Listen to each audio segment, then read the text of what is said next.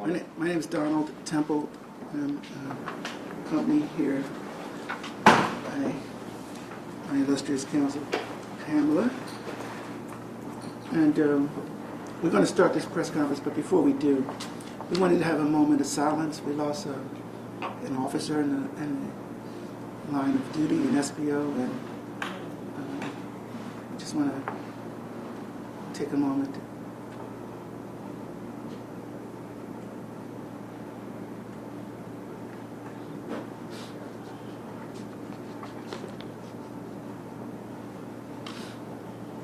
Thank you. So again, I'm Donald Temple, and this is Pam Hughes. And we're co-counsel here for a case that's of tremendous significance. I just want to say there's no greater harm than to be treated as if you're invisible. And there is an intersection in humanity where people become blind to others' humanity because of their complexion or their gender, at times their sexual preference. On today, our law office, and I'm proud of this fact, that we filed a lawsuit, a landmark lawsuit, on behalf of 10 similarly situated African American police officers. These police officers have combined over 235 years of public service dedicated to protecting the public in our city and dedicated to making our police force what it should be in terms of the citizens of the District of Columbia. This lawsuit lays out in significant detail, anecdotally, in terms of the individuals that we represent, their specific claims of discrimination. Central to the lawsuit is that every institution in our government and under our federal and often local laws has an EEO office, an EEO set of policies and principles that emanate from our United States Constitution and our anti-discrimination laws in this employment discrimination space. This complaint demonstrates almost irrefutably with 3 declarations, 3 affidavits from employees of that very same EEO office that the District of Columbia Metropolitan Police Department institutionally and systematically discriminates against African American women employees who suffer almost on a daily basis a double standard. This is a landmark case because these individual women who are seated next to and behind me have the courage and the audacity to no longer stutter, endure, run from a system that alters and painstakingly affects every day of their lives and their families. In addition to these plaintiffs, these individual plaintiffs, we are seeking class certification for some 700 other similarly situated African American women. The ranks and files of these women are from assistant chief to lieutenants and rank and file officers.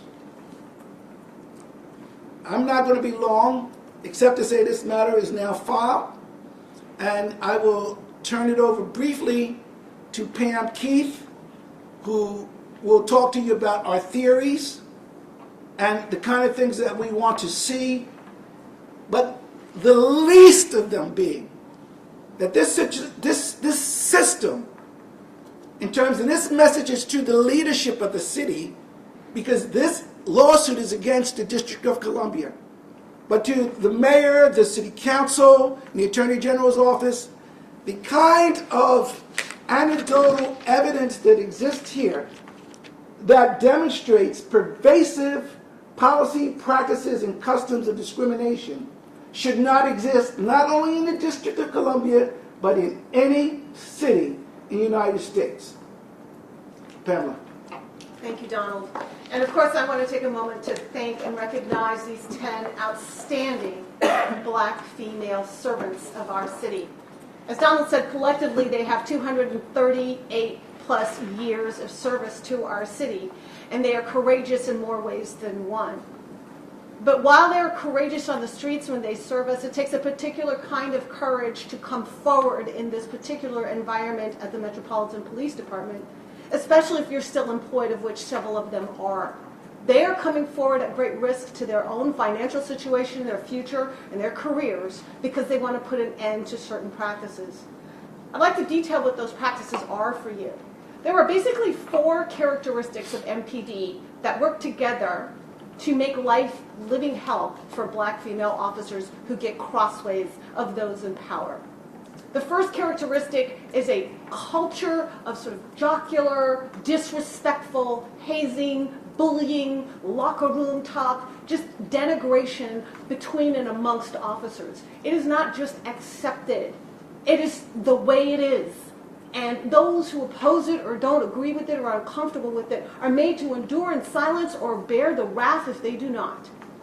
The second component is that the MPD has a practice of enabling and supporting frontline managers to abuse their power, to go on little power trips on people they don't like, by making them miserable, by writing them up, by changing their schedules, by taking away their partners, by giving them bad equipment. They have the authority to make people's lives a misery, and they're never called on the carpet for their discretion when they use their discretion to hurt their subordinates.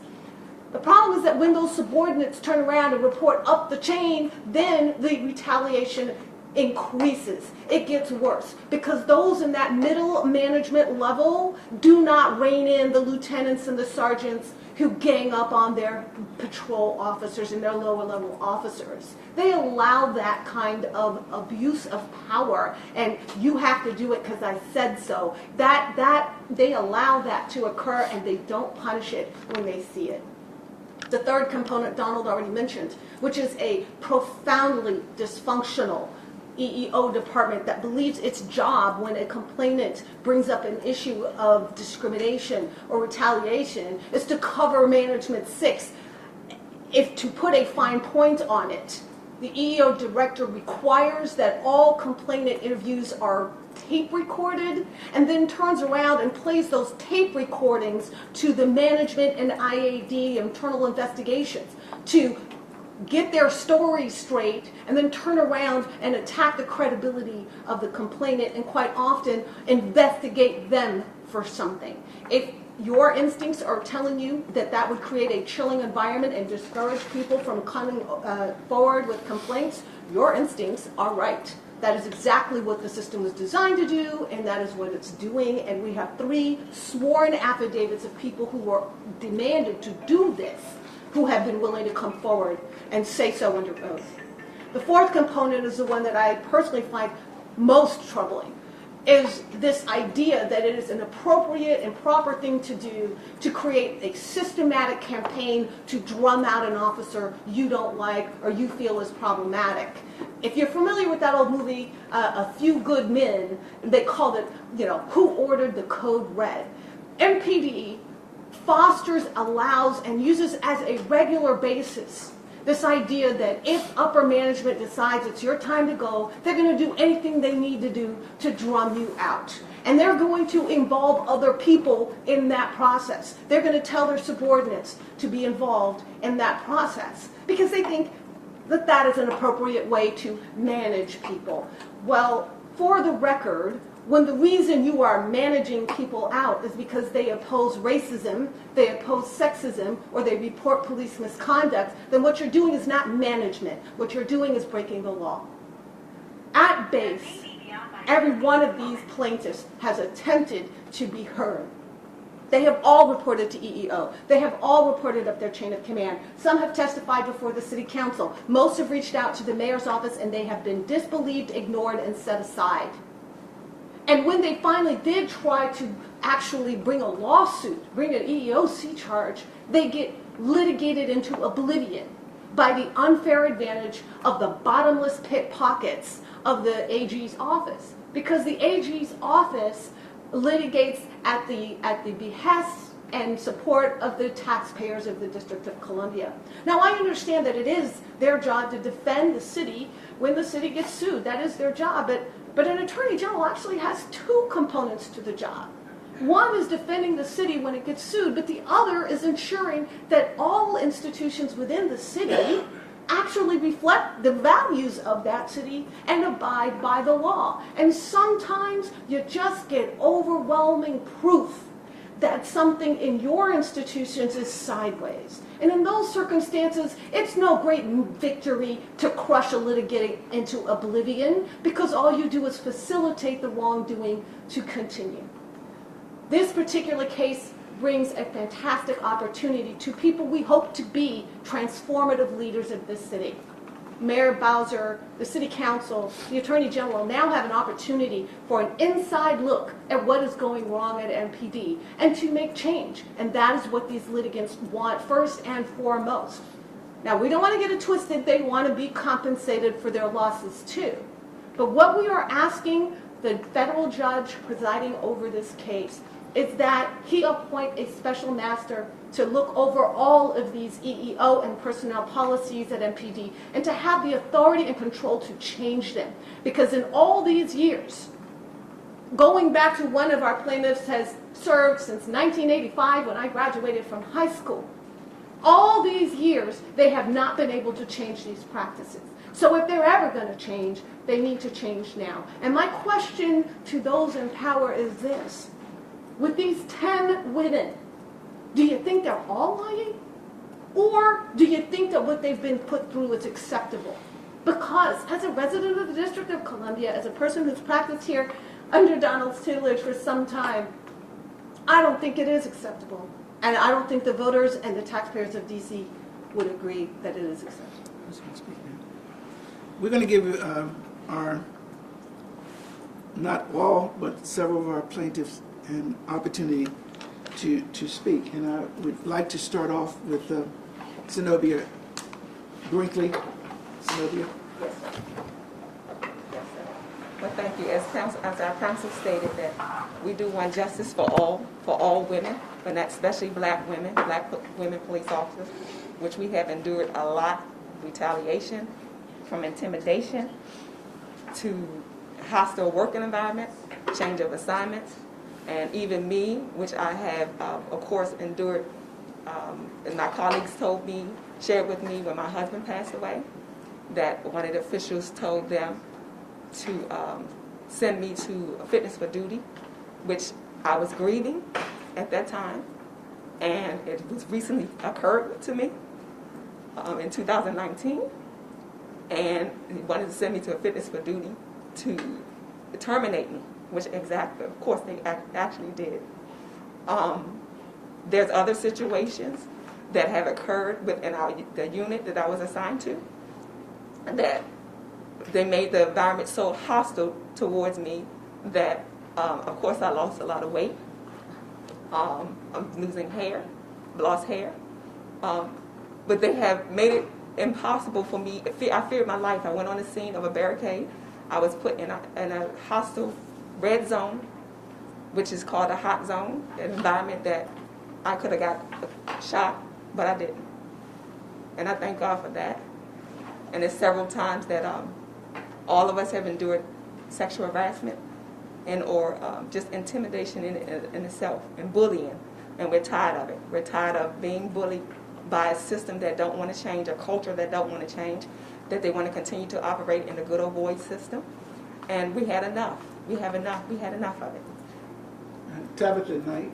It's the next.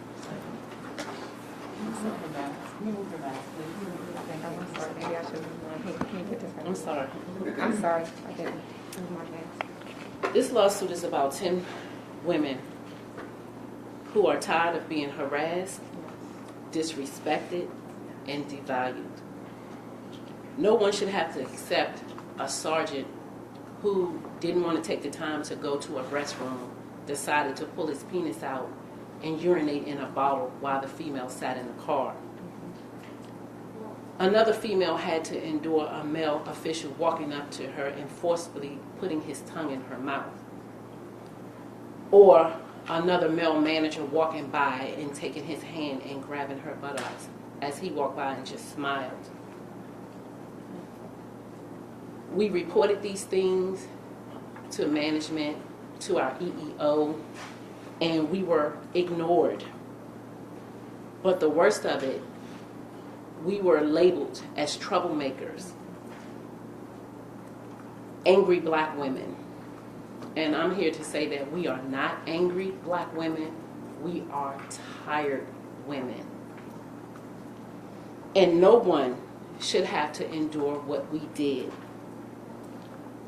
We're just asking that everyone take the time to reach out to our city council, to our mayor, and hold them accountable, because there has been no accountability thus far with us reaching out to every entity of the District of Columbia, and we were ignored. I would like to have Kia Mitchell say something, please.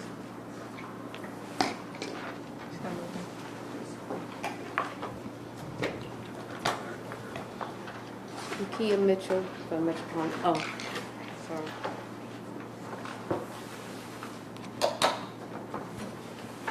I'm Kia Mitchell from the Metropolitan Police Department.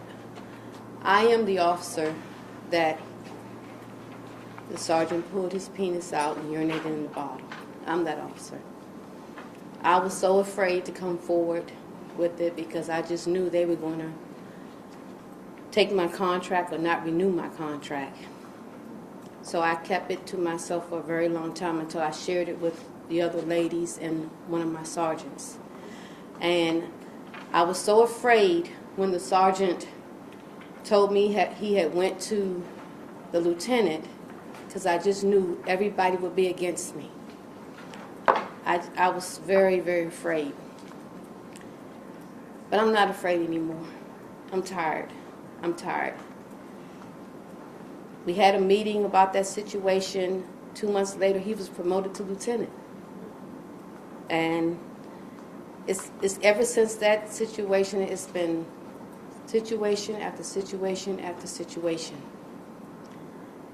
And I just hope people hear us and believe us and know that we've done everything we can. We've stayed silent. We have sisters in blue that have spoke up before and have never ever been heard. They filed complaints. These sisters in blue are sisters who've retired before us, who paved the way for us, and they've never been heard. So we're here to make sure that this is heard, we're seen. We want to be heard. We are going to be heard. Thank you so much. Take it. And at this time, the highest ranking among the plaintiffs is Assistant Chief Chanelle Dickerson. Good morning. I am Chanelle Dickerson, a black woman who happens to be an Assistant Chief of Police of the Metropolitan Police Department. I offer this disclaimer. I am not speaking on behalf of the Metropolitan Police Department, the Mayor of the District of Columbia, or the District of Columbia government.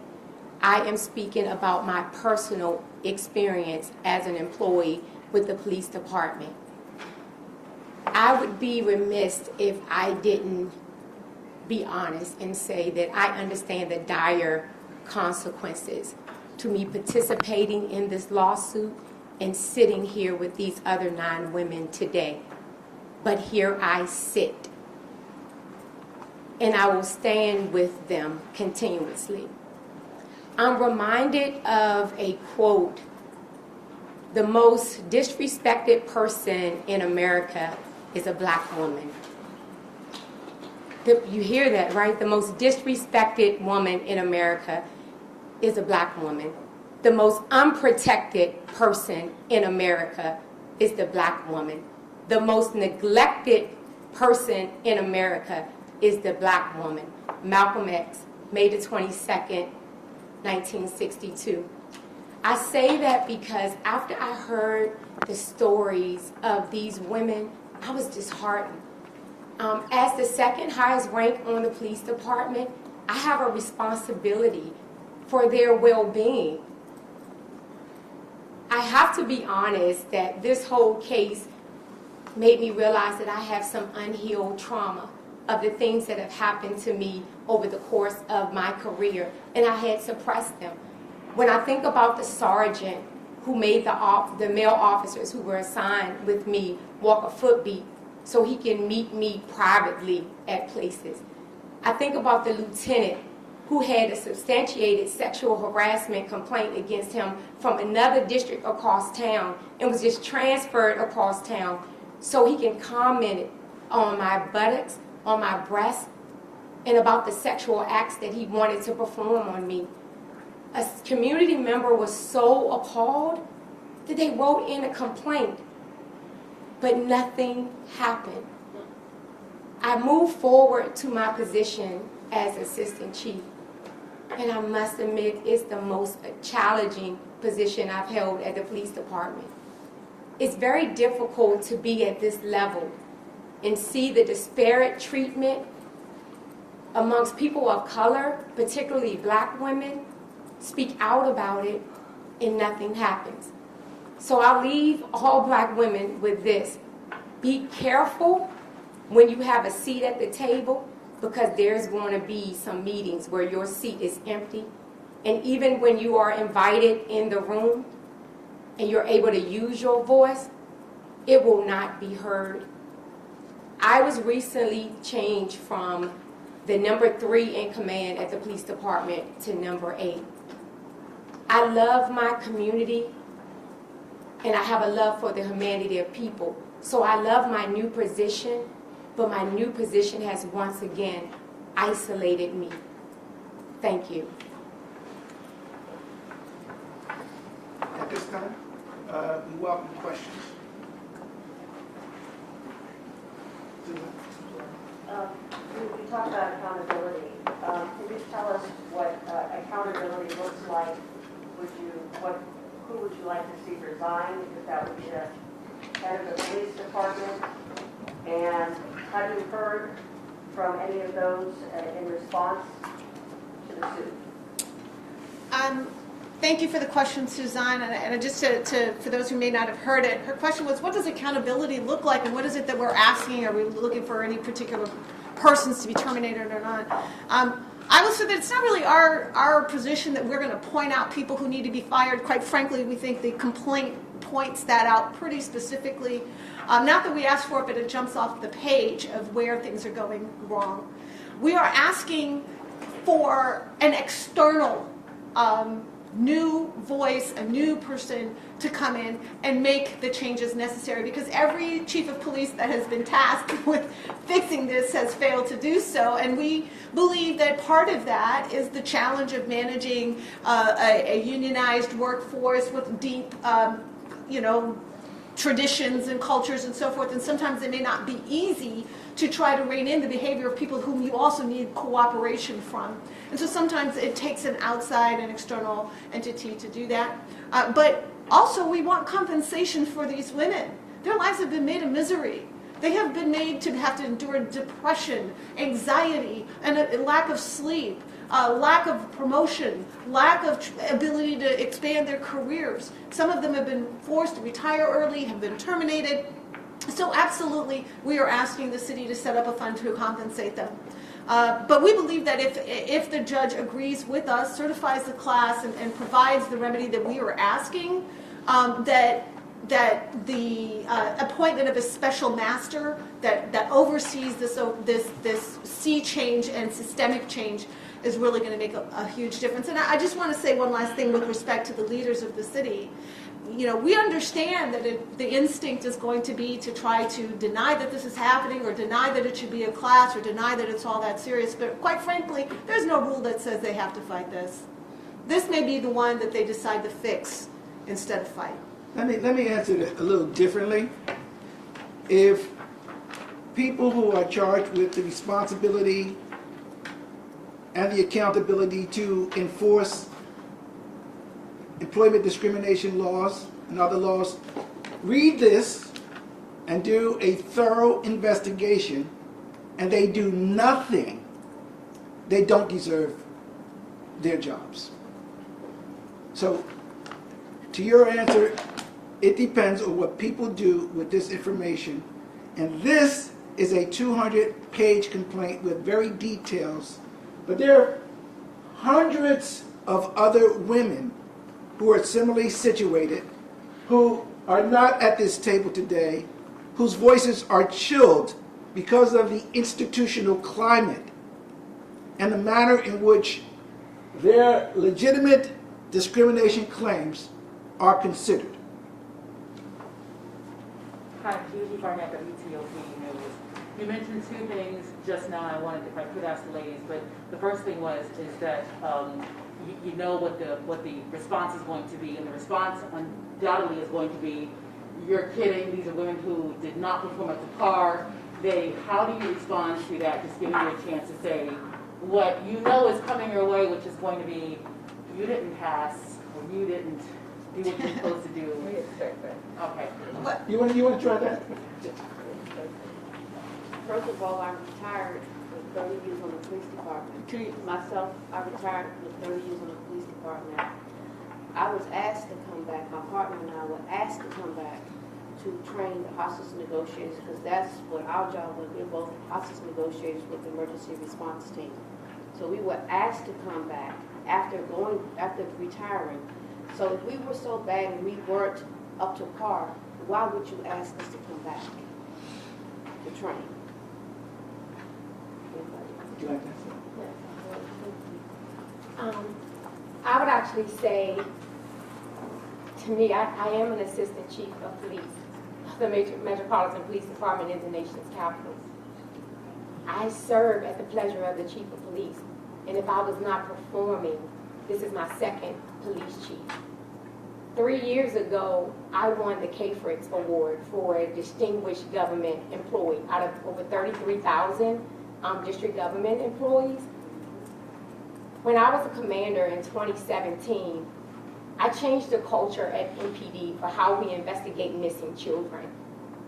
I wanted to set the tone for respect for all and ensure people of color, their missing persons investigations were investigated equally and fairly, and they got the same level of media coverage. So when someone wants to look at what I'm saying and what I'm standing behind, everyone knows I'm setting the tone for respect, right? So thank you. That was my second question, actually, and I'll have you answer, was that you said that they don't have to go to court, they can actually make these changes themselves, look at the 200-page document and make changes. The hardest thing to do in an organization is to change the culture. Right. I want to clarify. We filed this complaint. They are in court. That's not optional. But what they don't have to do is feel like the best posture is to grind these litigants into oblivion. Right? There are ways of entering into consent decree, entering into negotiation and settlement, and trying to actually come to the table and resolve the claims. But that's not a unilateral process. That's going to have to be a collaborative process, and we certainly welcome that. Again, our goal here is not to crucify any individual politician or to try to throw stones. Our goal here is to make change.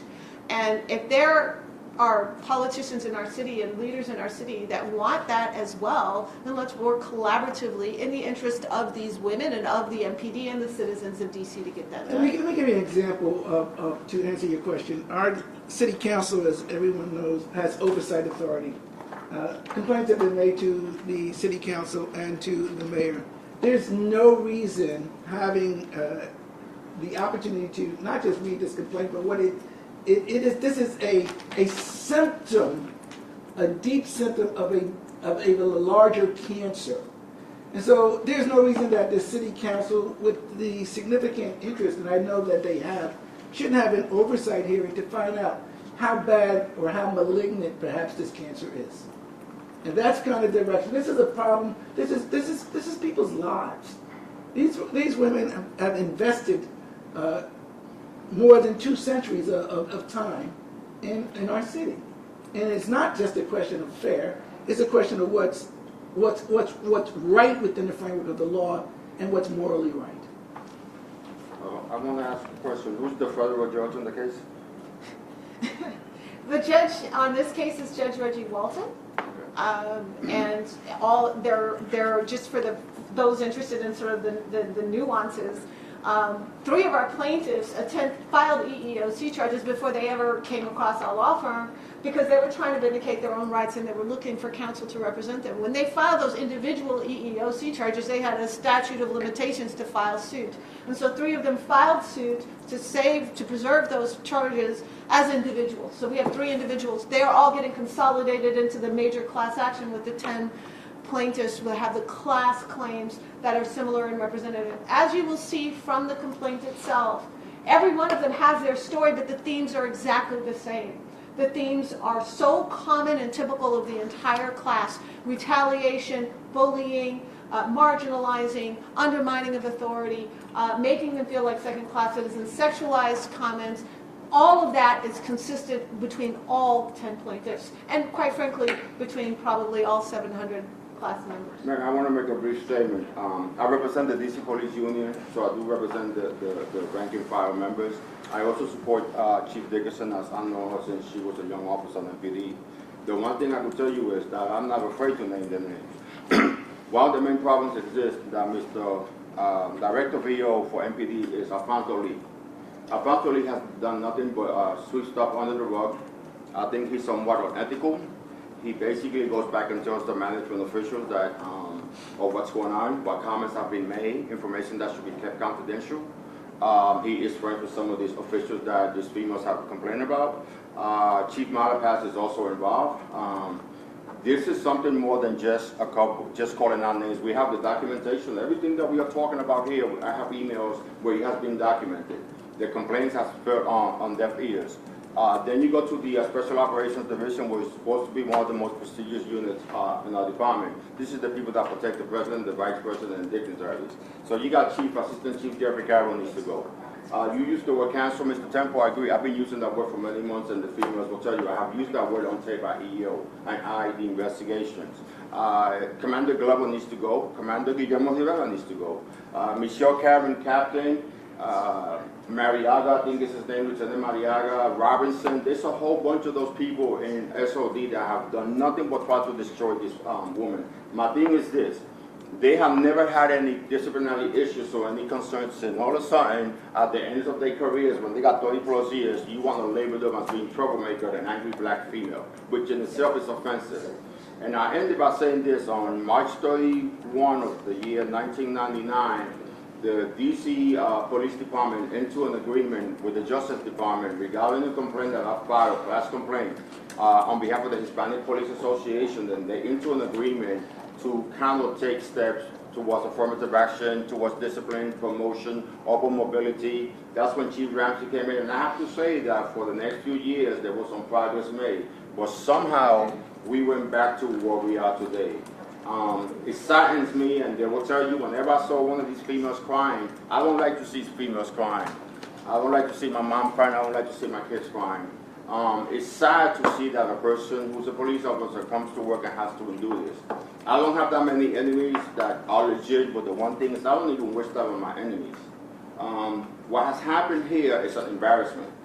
I was actually Chief County's first training officer. I speak to him somewhat regularly. And one of the last conversations that I had with him I said, Chief, what happened in PD County, Maryland, if you don't start acting now, it's coming to a theater near you. And I want to finalize by saying this. On April 2nd of 2021, Mayor Bowser appointed the new Chief Equity Officer. It's a lady by the name of Dr. Amber Hewitt. I reached out to her. I reached out via the chief. I listed the complainants that are here. I added, I think, another 3 names. April 2nd, today, September the 22nd, 2021. We have yet to be contacted by them for any further interviews because our complaint is that the EO system, along with the Internal Affairs Bureau system, is broken. You cannot trust them because if I'm going to go to the EO and file a complaint, and 2 hours later, people telling me what I said and they're coming after me, that's not the way the system is supposed to work. And guess what? As of today, we have heard nothing. I have, like I said, I have extensive email. I have a tape. I have an audio tape of a white female lieutenant talking to one of my sergeants as if she was a slave master and he was a slave. I actually sent that video to the chief of police a few months ago because the sergeant got demoted. The department agreed that his lieutenant could be talking to this man, to this human being, as if he was a dog. I have a bird, I have a parrot. I don't even talk to my bird like that. And for the department to actually believe that that was acceptable conduct. And I have to say that the chief actually took some steps, and the sergeant was reinstated. We did a settlement agreement a few weeks ago, so that was kind of remedy. But guess what? The conduct of that lieutenant was never addressed, and that's one of the first things that I complained. To the contrary, we was getting ready to settle his case at 7D, and the Internal Affairs Bureau notified the 7th District to stop the conference, and that's when then he was provided with charges that he was going to be sent to trial board, and he was demoted. So this is some of the stuff that, and I've been here 32 years and like 9 months now, so I've been here for a little bit of time. I'm not a perfect human being. Like I said, I do represent the DC Police Union, but the one thing I will tell you is as a police officer and as a DC police official and a union official, one of the things that I do not condone is either police corruption or when people are doing things in my presence that they are not supposed to be doing. So I end by saying that while we represent the rank and file members when something is done wrong, we let our members know when they are in the wrong. We don't support and condone bad behavior. Thank you. Thank you. Yes. A question for either the attorneys and maybe the assistant chief. Do you believe that there are black women officers who put on that badge today, went into work, and faced some of the issues that you all are raising today? And if so, what is your message to those officers? Yeah. Maybe there's somebody else on this side. Whoever wants to just identify yourself, please. I am a retired officer, Jennifer, and I can speak expressively to that point because I worked at the police academy, and about 300 black female officers came through me, and probably a third of those were females. And I've gotten calls. I got one call at 2 o'clock in the morning where a recruit, then officer, she's sworn now, called me and told me that her commander called her and asked her if he could meet with her. I have a daughter that's a law enforcement officer with MPD at the 1st District. I have a niece that's at the 6th District as a reserve officer. My daughter has spoke to me about feeling uncomfortable around male officers. So I can tell you that there are female officers, black female officers, that are currently putting on that badge and doing their job under the same stress and duress that we did. And it needs to stop. What is your message to those female officers who may just say, look, I need the job, I want to move up the ranks, I just got to grin and bear it, this is the culture that MPD has created, this is where we live in. Your message to those officers who may feel that way. Don't suffer in silence. Speak up, because your voice is power and your pen is powerful, is even more powerful. And also I would echo what my client says, which is that their courage right now is for those women who don't feel like they can come forward. And we hope that they feel or they see in standing with us that there's safety in numbers. But even if they don't, this fight is for them too. And one other clarification, you mentioned 700 officers that you're trying to get. Who are those officers? Is that just MPD? That is the officers, is there other? Yeah, the scope of the class is the current and former African American female police officers of the MPD between January 1, 2011 and the present. And the reason we say the number about 700 because we're not exactly sure. We don't necessarily have that number, but through the discovery process, we're confident we'll get a solid number on that. But we just sort of extrapolate out from the current. And what were those dates one more time? January 1, 2011 to the present, so basically a 10-year window. Yes. Can you talk a little bit more about the timing in this lawsuit? Some of the allegations extend all the way back to the 1990s. Some of them are as recent as May of this year, I believe. Did the nature of those complaints change over the last 2 decades, and why are you starting at January 1st of 2011? That's a great question. And it's actually a little bit of a legal technical question. When it's an individual case, and you say somebody did me wrong, there is a statute of limitations that says you can only go back about 300 days for an EEOC charge. And with some other cases, you have a bigger statute of limitations for, let's say, tort claims or whistleblower claims.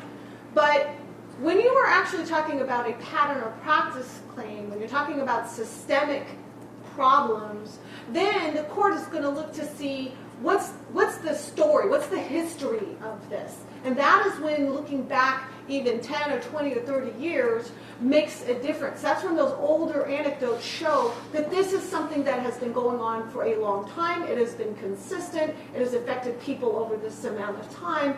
And that it's not just this manager or this chief of police or this isolated problem. And so that's why you go back further in time. And so when you saw that first complaint, you saw that my first plaintiff, Sylvia Brinkley, had a narrative that talked about things that went way, way back. And the city's like, well, why are you talking about that? And I said, hold please. Because there's 10 other women that are going to tell you that the reason we go all the way back is because this problem existed all the way back. It had the opportunity to be fixed all the way back, and it is still not fixed, and that is why remedy is needed now, and that is why remedy is needed on a systemic basis. And the principle is really called continuing discrimination. And so you start in 2011 because? Just because of the sort of administration burden of trying to find people who may have been harmed more than 10 years ago might be difficult to track down. So it was really an administrative thing. And quite frankly, if the judge were to decide that he thinks it needs to go back further, then that can happen. It has happened in the past where a judge has modified the law. And otherwise, it's still anecdotal evidence historically to show to paint the actual accurate and complete picture of the problem. But does the system you described over the last 10, 20 years, are you saying it's been the same consistent system, or have the problems sort of changed? It's largely the same. It's like if you're diagnosed with breast cancer or prostate cancer, the condition, the diagnosis is the same in their variables. In this particular situation, I would just say that because it has festered and has been untreated, it has metastasized. And that's the status of where we are today. Yes, sir. Do you have a timeline in terms of what comes next for you all? We can't really predict that in these types of lawsuits. And every lawsuit has its own personality, certainly depending on the judges and the issues. And that's exacerbated by COVID, of course, and the complexities of this case. It's a class action lawsuit, so a class certification process is going to take place. But that depends, too, on the receptivity or lack thereof of the defendant, the District of Columbia. These cases can last for 3 years, 5 years. You might remember the Eric Payne case against the District of Columbia. It lasted for 8 years. And as Pamela has indicated, tragically, the district, notwithstanding the evidence, is oftentimes entrenched in defending the district without addressing the merits of the case in short order.